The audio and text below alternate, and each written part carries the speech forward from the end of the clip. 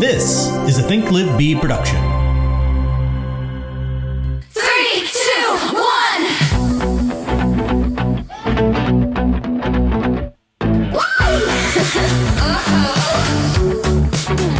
Seeking the best, being my best. Do do da da da da da da da. Seeking the best, seeking the best, seeking the best, best, best, best, best, best, best, best, best, best. Welcome to Seeking the Best, the podcast for growth-minded real estate agents seeking clarity, focus, and a better way forward. I'm your host, Kathryn Stelgis, and sitting across from me is my co-host, Patrick Fatika, our sound engineer, producer extraordinaire. Good morning. Why are you laughing? I don't know. I don't know. Are you in a good mood? I'm having an okay morning. Okay. It's nice and sunny and not too hot out yet, and just ready to go. Okay. Sometimes I'm in a good mood. I know. It's very rare. No, I'm just kidding. No. Is that true? No. I'm regularly in a good mood. I have a bad mood every now and then. I think we all do.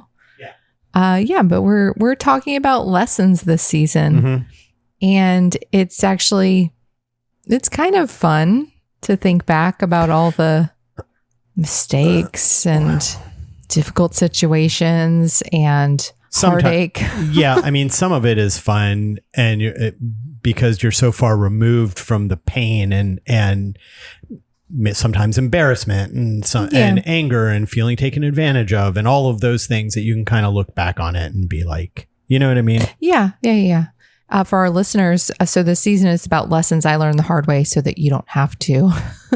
And you may be in a season, though, where you're having difficult situations and feeling these things, and just know you're not alone. I think that's one thing about this industry, that it's a lonely place to be when you're in your own head most of the day. Yeah. Second guessing yourself, questioning whether you said the right thing. Why did that person not decide to list with me? I mean, the list goes on and on, that you're just in your own head so much. I know there's some agents that doesn't resonate with. They're probably not listening to this podcast, but you definitely see the people at your office that just seem to be like oblivious to the rejection.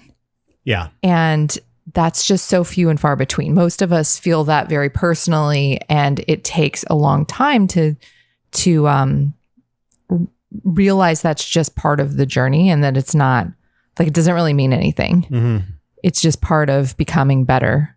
As you say, building a callus. Yeah. Which is kind of a gross analogy, but at the same time, it really makes sense. Like, every day you're going to go out as a real estate agent, as own your own business, and you're going to have these experiences that shape who you become in the future, and hopefully for the better in the long run. Yeah, for sure. I mean, it is a lot of rejection and not taking it personally, and that's part of the gig you signed up for.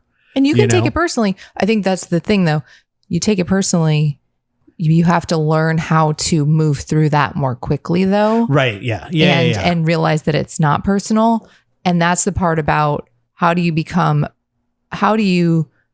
wake up 10 years from now and have a successful business and are happy with what you're doing. It's by taking everything that happens as a lesson to improve and get better, instead of being down on yourself and dwelling in that moment. Feeling like every single time you've got to start over. Yeah. Like every single time you've got to build this confidence back up. But like, it took everything that I had to be able to pick up this phone and call these FSBOs that I didn't know. And then I called and the lady yelled at me for 5 minutes because, some other agent called her 10 minutes earlier and stuff. And then, well, I guess I'm done with that today. And then tomorrow rolls around and you're like, well, I could do that, or I could go on YouTube and look at different marketing ideas.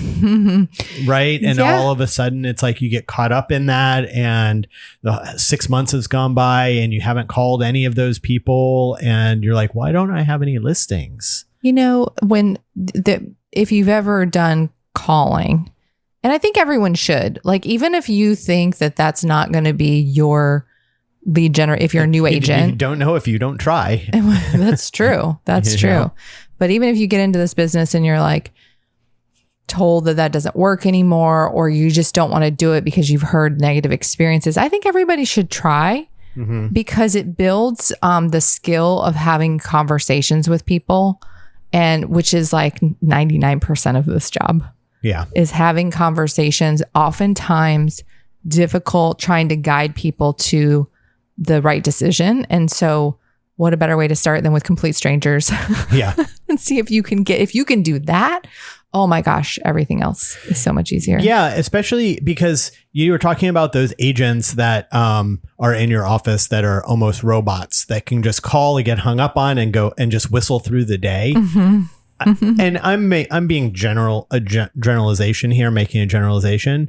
But if you're listening to this show and what Kathryn is saying that she's dealt with resonates with you, you're cut from a different cloth of having an empathy towards the people that you're calling because you don't want to annoy them. The person that's in the office that can blow right through that and isn't affected, it's because they're not worried about those things. Yeah. They're cut. They're not like, well, how do they do it? They're a different kind of person where it's like I don't know if I'm not saying they don't have empathy or anything, but there's a disconnect there that they're not, emotionally involved, and they're not worried about what the other person thinks.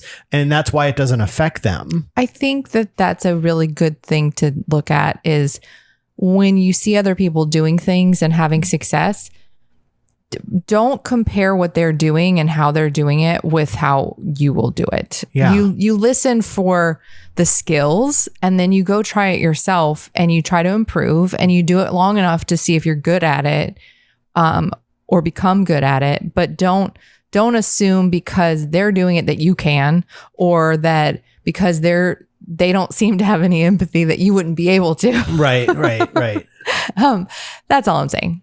I agree. So do you, what do we got some stuff for today? You got I just, I'm digging through these last 20 years, so many things that we could talk about, but I thought that there was one thing that kept coming up in little different moments. So I thought I'd share a couple little moments of things that all kind of tie together. All right, let me hear it.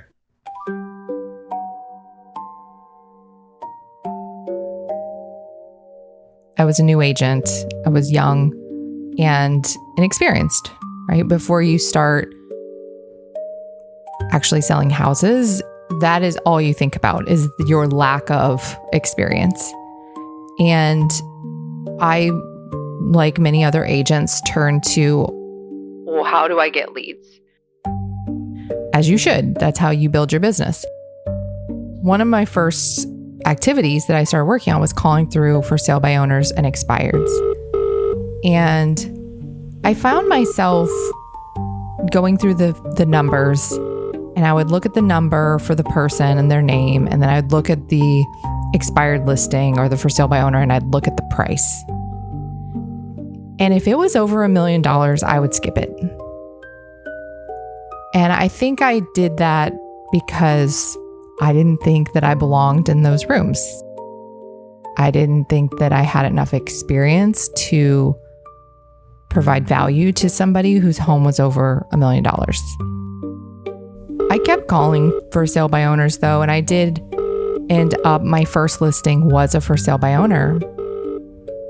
Coincidentally, it was a like $500 and something thousand house, which is like, where's the line? I think about that and I'm like, why did I think that was okay, but $1 million wasn't? I'm not sure. It's sort of an arbitrary thing that we come up with as reasons we shouldn't do something. And so I followed up with that for sale by owner over and over again until I finally got the listing. And what was interesting about it is I had been calling expireds and for sale by owners and doing the activities, skipping these $1 million homes or anything that felt like I couldn't get in that room. They wouldn't hire me. And at the end of the day, the reason I got my first listing was because I was a brand new agent. They told me.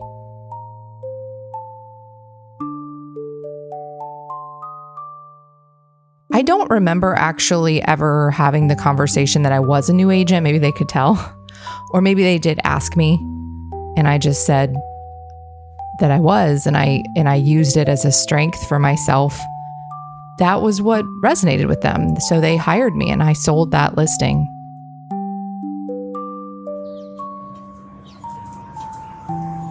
When I went to that listing appointment, I actually parked down the street. This was something I would do kind of regularly when I was newer, and going to listing appointments, I would kind of park far away from the house because I was sort of embarrassed of my car. I drove a 1995 red Ford Mustang. It wasn't a bad car, but I had gotten in an accident. A girl rear-ended me my second year in college, and she didn't have insurance. And so it busted the back of my car and my trunk, and it pulled off the spoiler. Spoilers were cool when I was in high school, so I had to have one. I was embarrassed.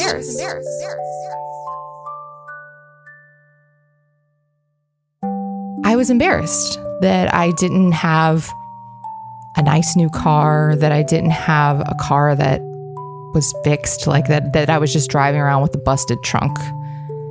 And so I parked down the street so nobody could see it. One of my first clients had asked me at some point where I lived, and I told them where I lived with Patrick. And I didn't really explain though that I was just renting. I didn't lie and say that I owned a house, but I also didn't explicitly say that I didn't own a house or that I was renting. I was always very cautious to make sure that I didn't come across as a just out of college, broke, struggling to get started real estate agent. I wanted people to see me as a professional, as somebody could help them with their most experienced or their most expensive asset. And looking back, I don't think there's anything wrong with, showing up professionally. But I did definitely limit I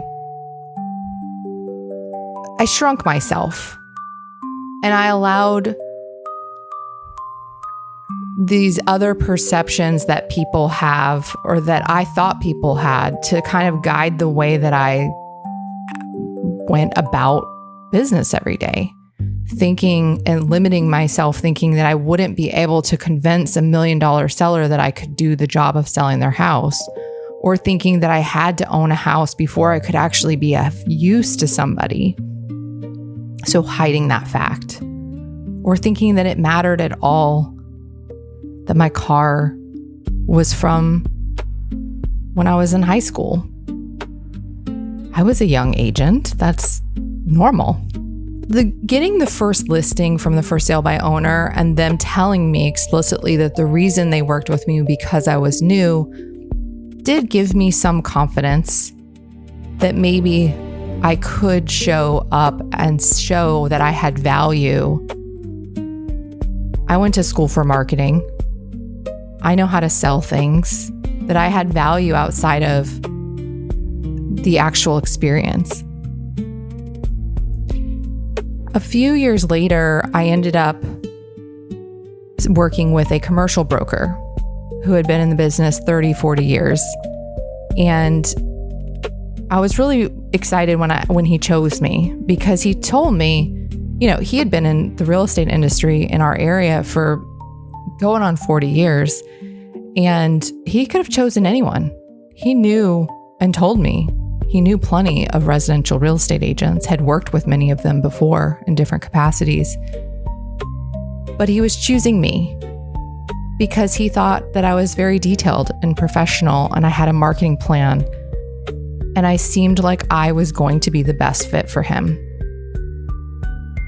That new evidence that my skills and strengths were beyond the actual number of homes I had sold at that point, added to that little book in my head that says, you can actually do this. You don't have to have hundreds of sales to have value to people. And I kept having those moments over the years where I was gaining confidence that I could do it, but I was also having more sales. And so if I could go back and really change my perspective, I would go in with confidence from day one, because I know who I am and I know that I have value. Fast forward 10 to 15 years into my career, and I actually ran into another experience that kind of threw me for a loop. I was working with some people that I had actually worked with before. So these were past clients that I had sold a house to, a beautiful old craftsman in a popular downtown neighborhood. And I had sold them that house in probably my second year in real estate. And time had passed and they wanted to buy a bigger house, and I helped them buy a new house, knowing that they were going to list their beautiful old craftsman. And when it came time for them to list that property, they let me know that they had chosen another agent. And I was devastated because I felt like, how did I lose that business? These were past clients. I had literally sold them the house. And they told me that they didn't think that I was an expert in the type of house that they needed to sell, which I thought was really funny because it was an old craftsman, which is literally the house I lived in. I had sold them the house. I had sold many other bungalows, craftsman style homes. I literally love old houses. But what I realized at that time is the issue is often just how they perceive you. And how they perceive you is how you tell them to perceive you. So if you show up, even as a brand new agent, as a professional who has a plan, they still can and do choose people just for that reason, just as my first for sale by owner did. You show up detail-oriented and professional, and you show up with a plan, the commercial broker who has hundreds of other connections still chooses you. But often we forget to tell even people we've worked with after years of experience, we forget to tell them, I can sell anything. My experience is beyond, and not just my experience, my skill set is beyond just the last house that I sold or the last year of houses that I sold. My skill set is marketing, negotiation, and I can sell anything. We assume the perception of other people instead of showing up how we want them to perceive us. And the same holds true for these luxury listings that for so long I limited my beliefs thinking I could not go and take those listings. But I could have, had I just made sure that they understood my skill set and my value to them. I had totally forgotten about the car thing. And if I remember, well, before we get to the car thing, the people that didn't think you were an expert, it's like you could have just showed them the logo. It's well, like I know, it's your so logo. silly. Your logo is an old bungalow. Like it's so silly. And I don't remember who those people actually listed with, but I'm going to guess. I know what the house is, and I'm going to guess in the location that there's a brokerage that's right around the corner.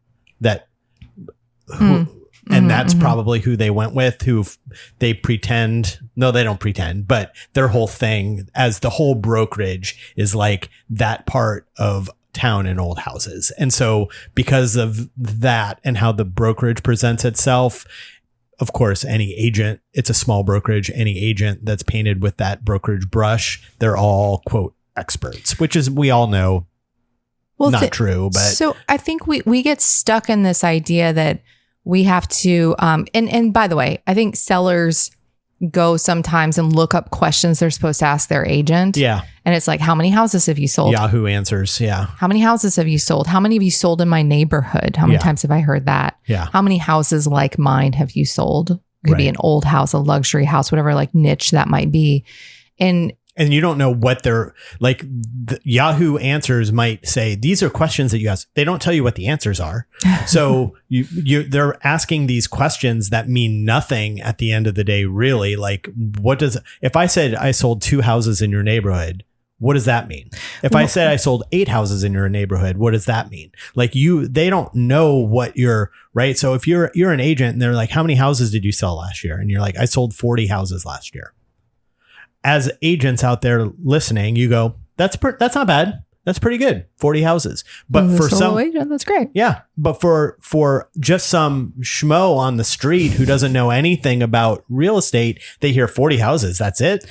Well, right. So there is nothing that they're asking questions that they don't know the answers to. So don't let those questions break. Oh, they're asking these questions. They don't know. Well, so the sales units example, I think, comes up more than anything else.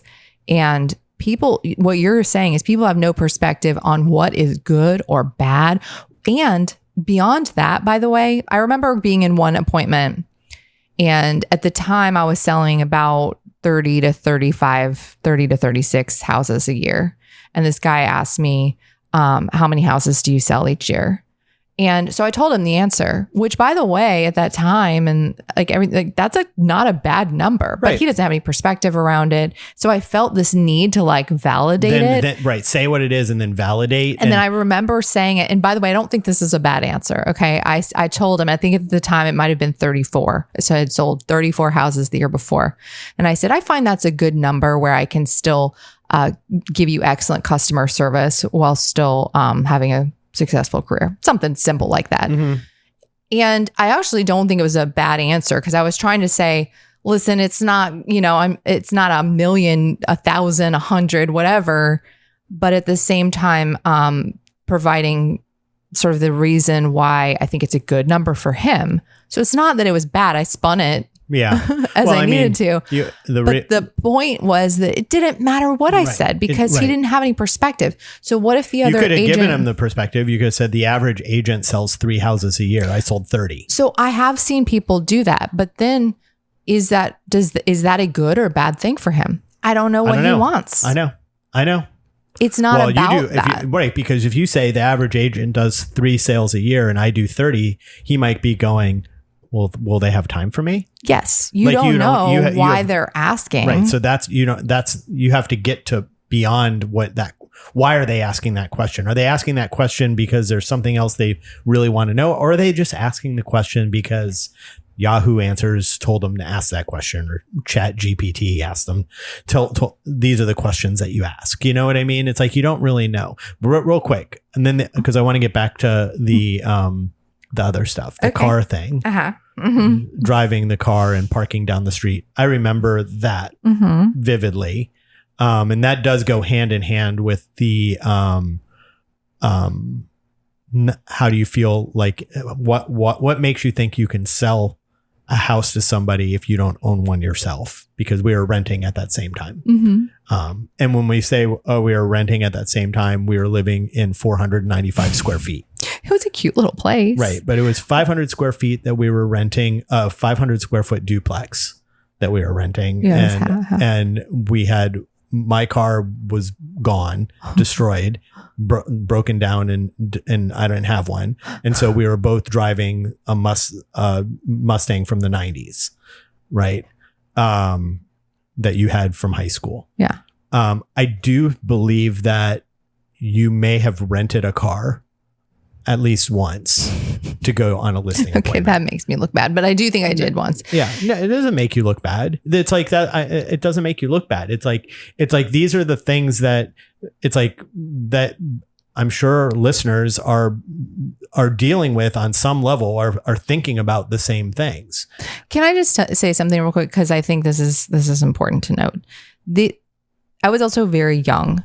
And so how old were you when you first started, got your real estate license? When I first got my real estate license, 22? No, 23? 25? 25 maybe? Yeah, 25. Just turned 25. Right. Maybe 24. But whatever. your first out before getting a real estate license, you waited tables and you were a bartender. Yeah. Like never had I mean, in college and in school. So never had that was really your first real professional job, and you were your own boss. Yeah. And my point of saying I was young was just though, like what comes through life experience is you actually understand that so this is what I feel now as an adult in my midlife. I feel that I have a nice car, but I also am going to drive it into the ground until I get a new one. Right. I don't go out and buy a brand new phone. My phone is quite a few years old. Yeah. Because I believe in wealth building now, and I understand that a lot of people, some of the most ultra rich people in our area they're not obsessed with money and things. They're obsessed with wealth building. Right. Which means that they might drive a very sensible car. Mm-hmm. They're not necessarily driving the brand new Range Rover. Now, they might be. That's more likely to be the real estate agent who actually can't afford the payment. Right. That's actually more likely to be who that person is. Because they've taken what you were talking about in your story of presenting, mm-hmm. and they've taken it to the next 10 levels. It's why there's a stereotype of Botox filled bleach blonde Mercedes convertible. There is nothing wrong with blonde hair. Bleached blonde convertible driving BMW realtor. There is a stereotype that exists. There's reality television shows that have what was her name? Ellen Barkin in Modern Family, Mitzi. Yeah. Mitzi. Right? There's a reason why that exists. And it all kind of stems from this. Present as though you are ultra successful and that will do all the work for you. BS. So, but as adults, we know that. So as younger people, I think that you can get overtaken by that. Like you can really easily believe that the only way to find success is to appear a certain way. Now, I'm not talking about not being professional. You show up and be professional. Well, that's the thing. Right. But professional doesn't mean driving a Beamer.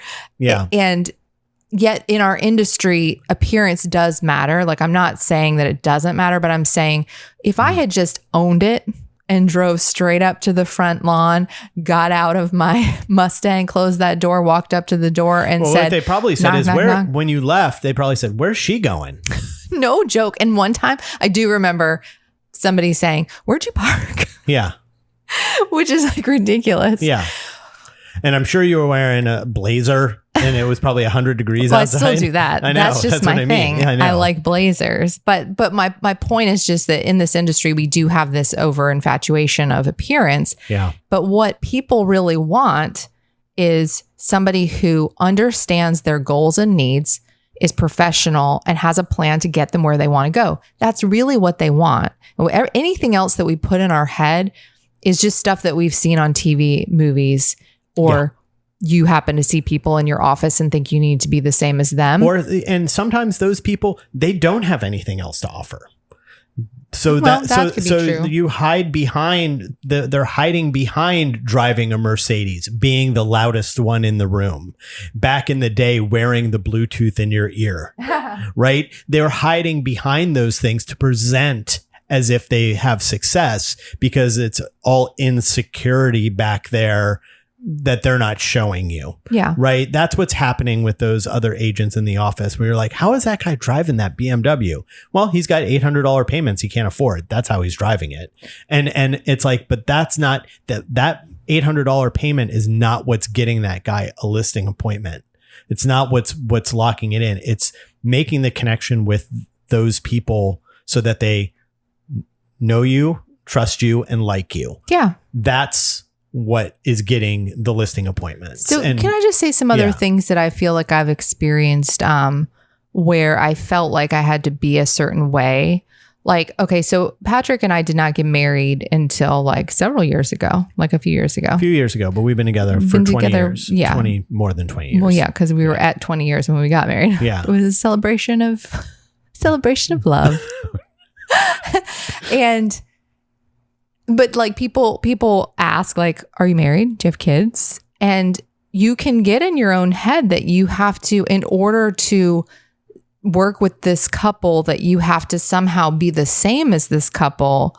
And that's not true. Again, they just want to know that you can get them from point A to point B. Right. Over time, experience will, like, you have a track record of success and you have to do less showing of that because it's already out in the world. And they've gotten your name through somebody who you also helped and stuff. That's when you can look back and go, I paid my dues. Those new agents, they need to pay their dues, right? Like that's what that means when you can rely on your experience as to kind of let it speak for itself and you don't have to dance.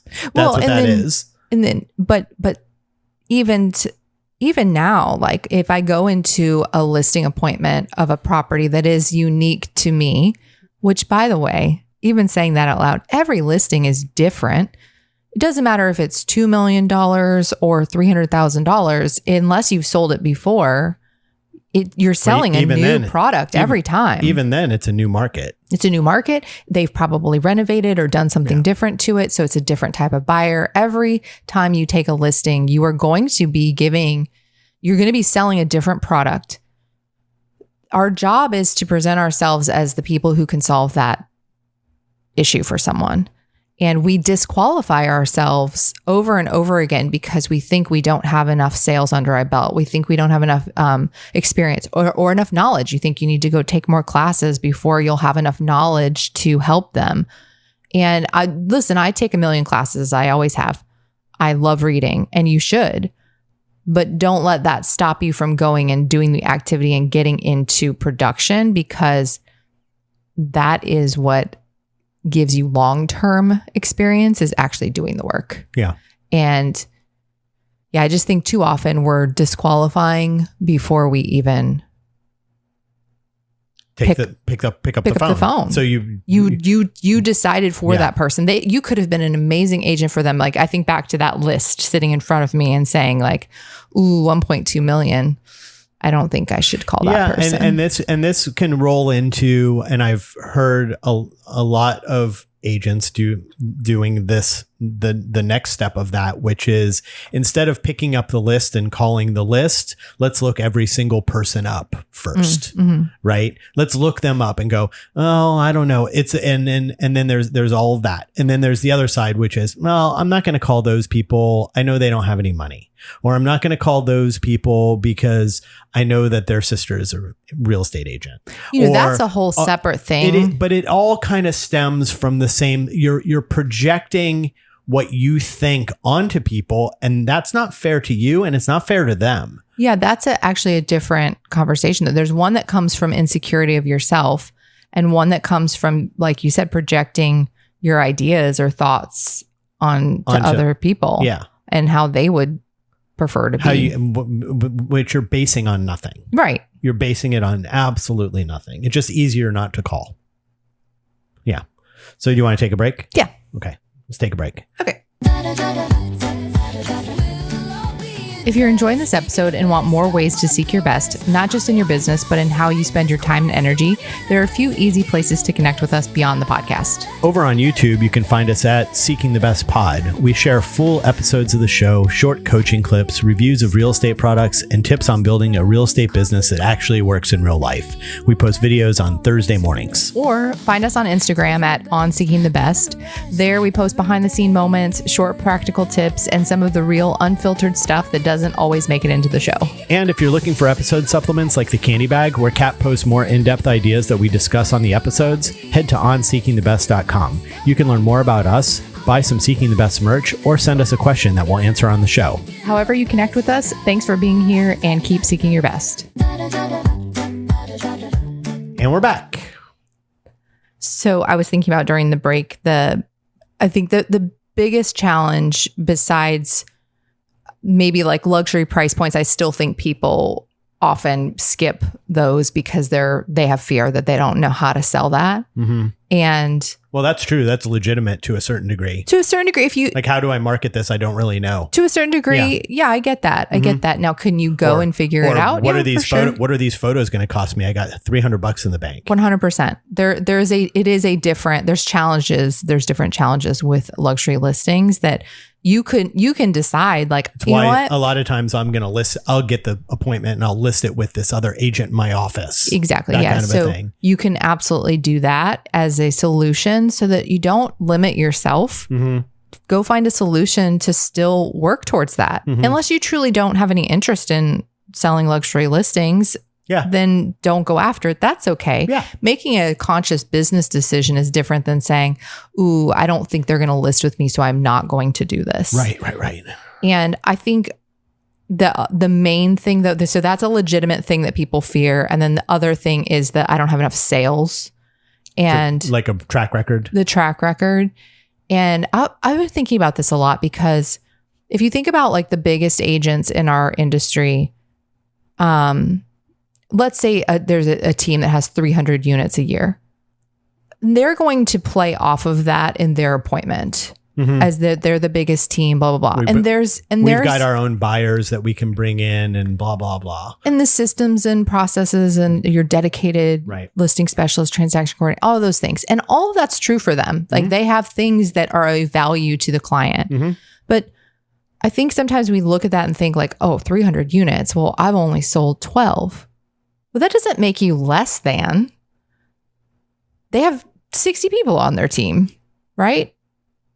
So what is the value that you bring? You just have to always bring back to the perspective, because I think people, when they're hiring you, it's about how you're guiding them and leading them through the process. And that has nothing to do actually with the number of sales you have done. Look, when a lot of times people say, well, why did you hire that person? Why did you hire that person? Why did you hire this person? I don't know. I just liked them. That's true. I try. You know how many deals? They just got me. You know how many deals you could get if you just went out and like made it a volume? Like, I'm just going to go call as many people as I can call in a day.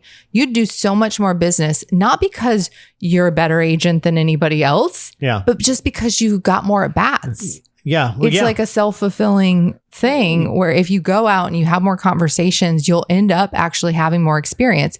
The fear, though, of having conversations with people that you don't feel like you're ready to have is what holds you back, but is literally like the reason that you can't get more sales. Right. It's like this, what are you going to do first? It's a catch-22. Yeah. It's a catch-22 situation. Yeah. You do have to, that is when you're going up against the agent who is on a team that does 300 units and they've got transaction coordinators and they've got ISAs and they've got people in place to open your door and they've got all of these systems. And then there's the single agent who's by themselves who goes in for the listing appointment right after that. Right. As long as you present professionally, tell them what your systems are. They know you, like you, trust you, all of those things. Then we're talking about personalities, really. And as long as you're being yourself, you don't know about those other agents. They might be themselves. They might be trying to mirror. They might be whatever. And it's like, well, I didn't really like that guy. He felt kind of salesy to me. And I don't think he really connected with what I thought was special about this house. Right. And so I'm not going to go with that person. I know they do 300 sales a year, but this other person that came in, we like the same things. It's like they just kind of got me. I'm going to go with that person. So because you never know who that person is when you go in, you really do yourself a disservice by not even trying to go after it, because people don't make decisions based off of that. It's like there's definitely some of that in there. Right. So if you go in and they get along with you, great, but you kind of come off as a fool or kind of come off as like so inexperienced that you don't have a plan.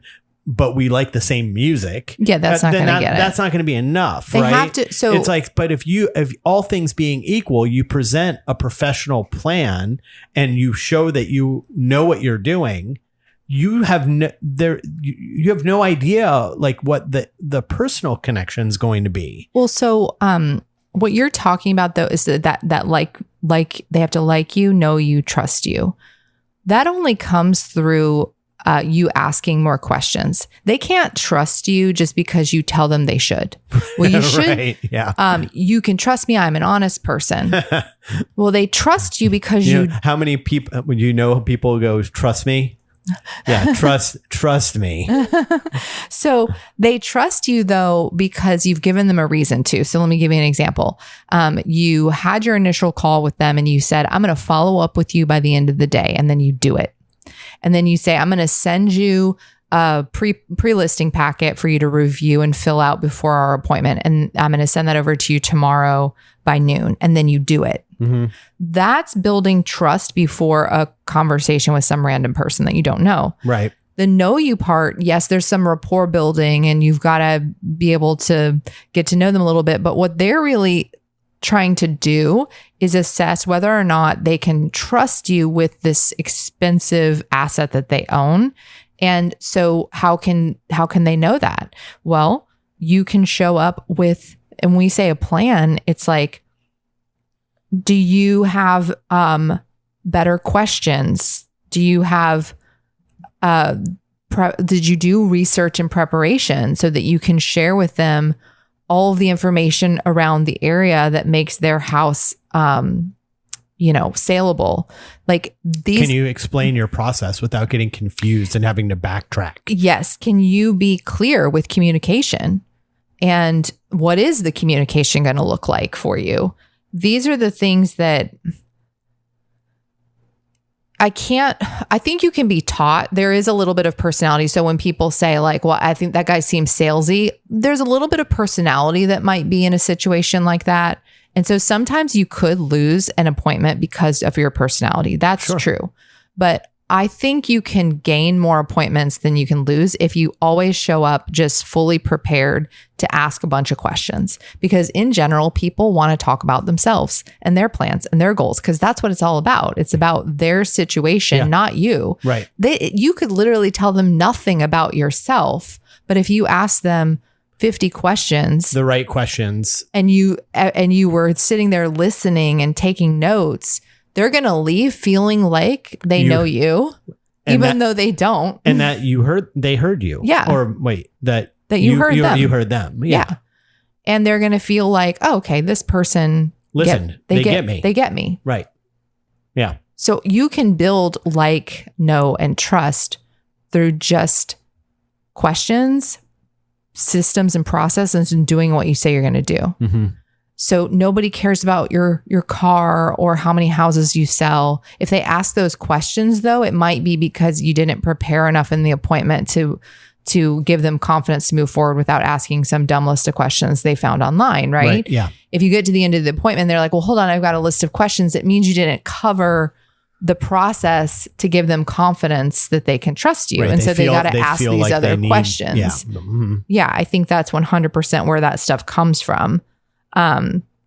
So yeah, just understanding the market, doing the research, asking more questions, communicating it clearly, being able to articulate that, through questions. Yeah. Again, I mean, through questions, and doing what you say you're going to do, and just making them feel like they're the ones who are the most important in this. Yeah. That it's not you. It literally doesn't matter that you just graduated college or that you just left a career in some other thing. We are taught in our industry to use the skills from our other, like if you are, you had a different career and you started in real estate, or maybe you've had a real estate license for 10 years, but you just never really did much with it. And now you're like, okay, I'm excited to get started. I'm like ready to go. We're taught to like rely on these skills we have from other things. And I think that's true. That's 100% you should. Like you're bringing something to the table that's unique and a different value than somebody else's. Sure. Let's say you were a golf pro. Yeah. For 15 years. You don't think that you could bring in the ideas of the dedication it took to become a golf pro and parlay that into real estate? Of course you could. There's a million things. Or you were a cop, or you were whatever it happened to be. It's like there's a lot of people out there, or you were in the military.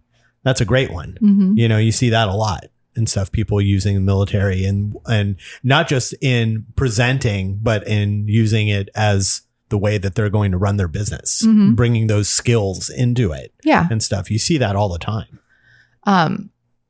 But it all comes back to, it's not really about you and your past experience. It's about how it's a benefit to the actual person. Yeah. And if you can articulate that and have good questions, you can take any listing, I believe. Yeah. Without having ever sold anything like it before. Yeah. Doesn't mean that you're going to go into the appointment and feel confident, but don't let, because here's, I think, at the core. That's what reps are for.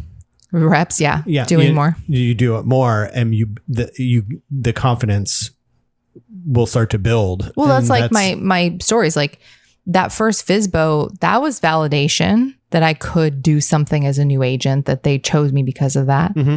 And each time you get one, feel a little bit. It broke the preconceived notions that you had in your head. Yeah. Right. It shattered it. It's like, whoa, wait a second. The reason why I wasn't going and trying to get any of this is because I'm a new agent. Yeah. Now these people are telling me they're hiring me because of that. Well, my preconceived idea of what all of this meant is now been shattered. Yeah. Right. So that means that somebody else would want to hire me for that reason. Those kinds of things happen. Like it literally reprograms your brain. Yeah. But the only way that can happen is if you go out and you actually get into activity and like have an experience that can reprogram you to say, oh, I can do this. Yeah. So even like getting into luxury, because we talked about expensive price points, I think at its core, like people skip luxury because they feel like they don't belong there, and they don't want to look stupid. Yeah. Like you don't want to come in. Think about the car thing and all of that stuff, like, but then throw a $2.5 million price tag on the house and go pulling into their circular driveway with the fountain in your old Mustang. Yeah. We all have, like, even when you sell a luxury property, that's now the most expensive home you've ever sold. And so you're never at the top. I think that's the thing. Like you're never going to, unless you're number one in the entire United States. Okay. For luxury listings. You're never going to have sold more luxury real estate than that person. There's always somebody who's going to have more sales, who's going to have more experience in that niche. They're going to have, there's always somebody else. It doesn't mean that you don't belong there. Yeah. It's a very nice crutch that you get to have, like that you get used to having that crutch. And guess what? It gets easier and easier to lean on. Mm-hmm. So all of a sudden you're 3 years in and it's like, well, I'm not going to call that person because, whatever you decide you're going to do to lean on this crutch for reasons to not call or to not go after it, right? It becomes easier and easier for you to do. And that's how you don't see success. Kick the crutch out from underneath you. There's always going to be somebody with more experience than you. There's always going to be someone who sold more houses in that neighborhood. There's always going to be somebody who has a bigger team, who's been doing it longer. That's just the case. But none of those things should be stopping you from going and trying to get that listing.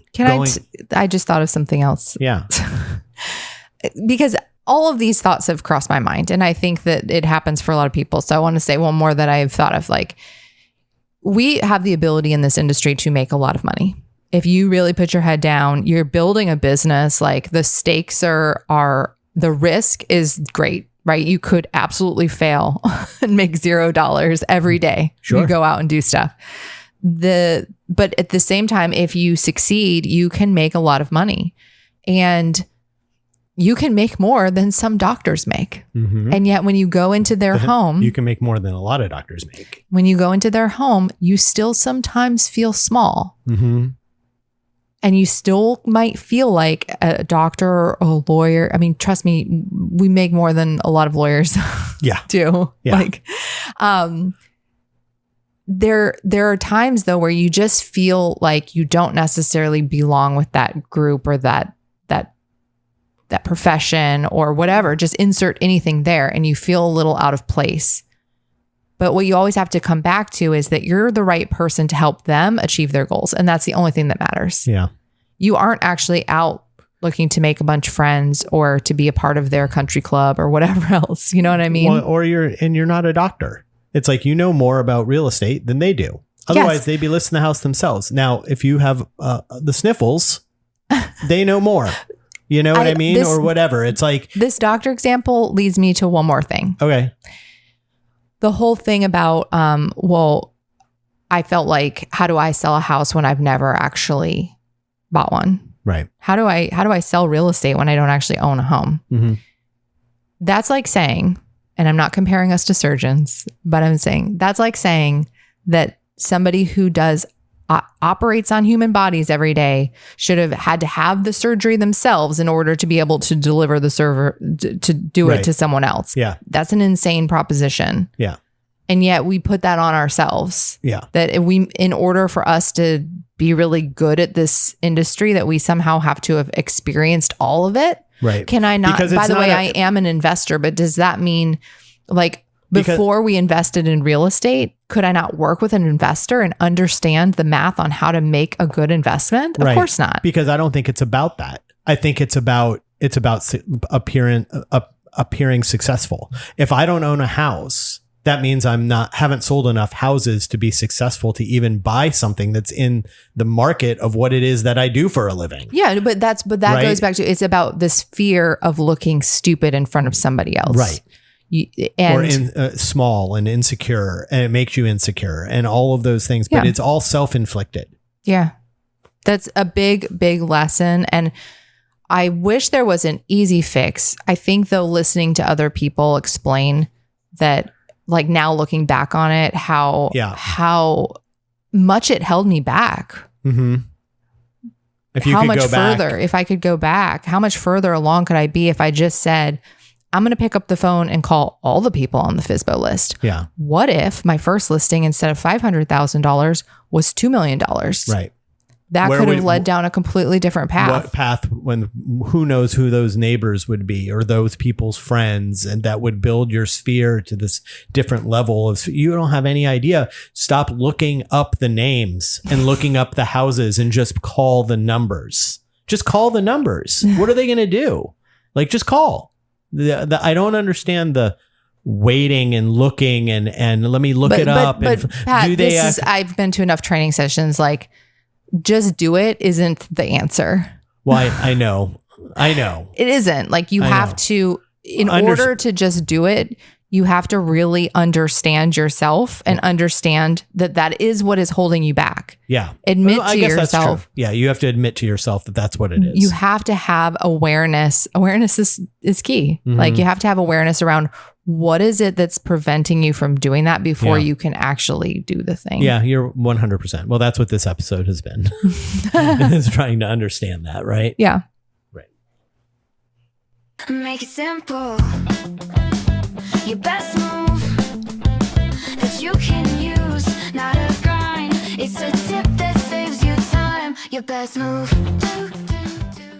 All right, it's time for this week's best move. One simple, smart thing to focus on this week. Not a giant to-do list, not something that takes hours.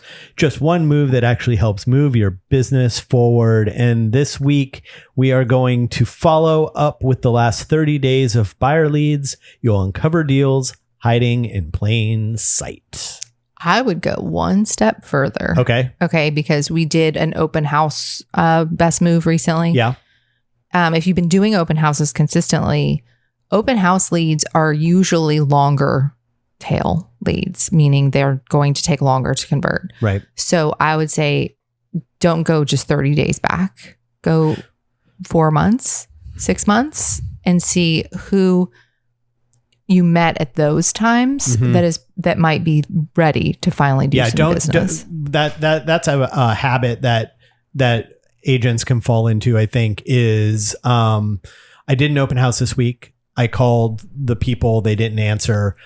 I'll call again one more time and see if they answer, because on Saturday I'm doing another open house. And so then Monday rolls around, I'm going to call the people from that open house. And so you look 3 weeks back and those people stop being called. Yeah. You know what I mean? And it's like, those are the ones that's where the money is. And I do think 30 days is good too, because you probably did stop the second or third week. Yeah. So go back, because that's 4 or 5 weeks. Yeah. One of those new people answered the phone and now you set up a buyer appointment with them. Yeah. Right. And you're all excited about that. And so you're prepping all of that stuff. And the people that came through an open house 3 weeks ago, they're gone. Right. Yeah. So, and guess what? All your competition out there, that's what they're doing. They've ignored them. So you be the one that calls. Yeah. And gets a hold of them. Right. Mm-hmm.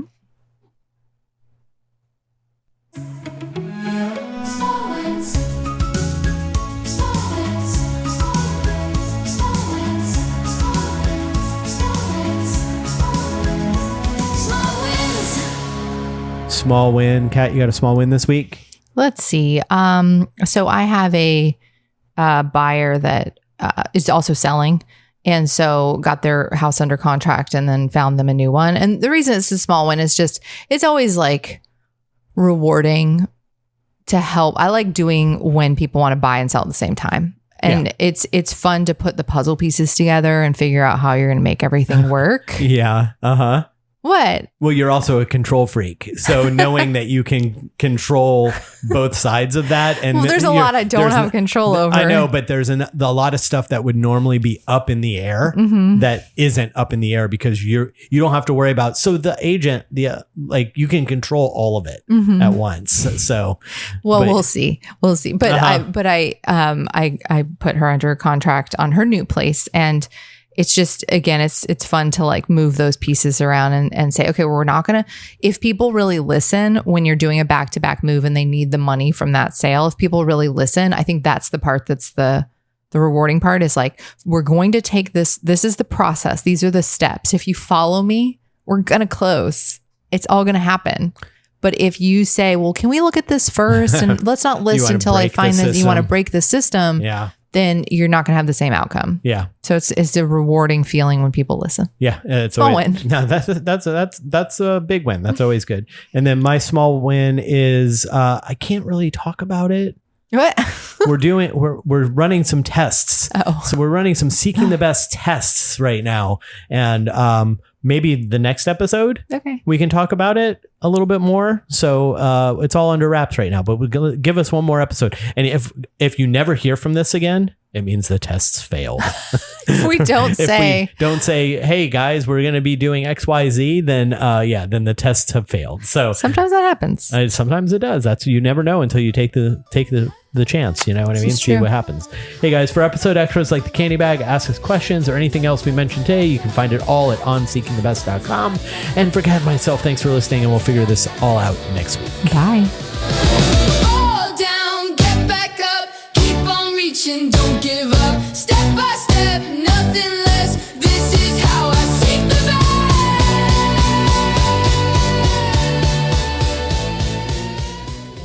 best. This has been a Think, Live, Be production.